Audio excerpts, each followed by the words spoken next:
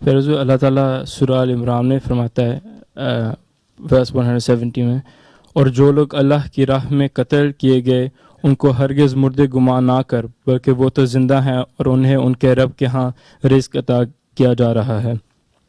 پھر حضور اس میں رزق دیے جانے سے کیا مراد ہے؟ رزق ایک روحانی رزق ہوتا ہے، ایک مادی رزق ہوتا ہے۔ رزق سے کیا مراد ہے؟ مما رزقناہم ینفقون جو کہا، تو ضروری یہ تو نہیں ہے کہ تمہیں اللہ تعالیٰ نے پیسے دیا، رزق دیا، روٹی دی، کھانا دیا، صرف اسی میں سے خرچ کرو۔ مطلب ہے جو بھی تمہاری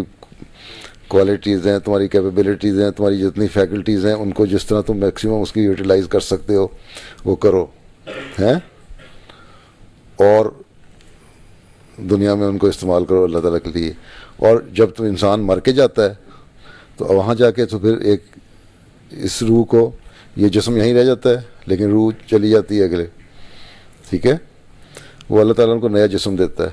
اور وہاں جنت کی جو نعمتیں ہیں، جو جنت کی نعمتیں ہیں جن کا ان کو ہم اندازہ نہیں کر سکتے، کمپریہینڈ نہیں کر سکتے، ٹھیک ہے، بے شمار نعمتیں ہیں، وہ رزق ہیں جو اللہ تعالیٰ ان کو وہاں اگلے جان میں دے گا،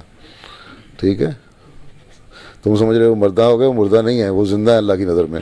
اس دنیا میں بھی زندہ رہیں گے کیونکہ انہوں نے ایک قربانی دی، کسی خاص مقصد کے لیے اپنی جان دی، ٹھیک، اور اگلے جہان میں ان کو ریوارڈ اللہ تعالیٰ بے تحاشا دے گا، اور وہ ایسا ایسا رزق ہے، ایسی نعمتیں ہیں جو نمایاں جنت جو ہیں جن کا تم اندازہ نہیں کر سکتے۔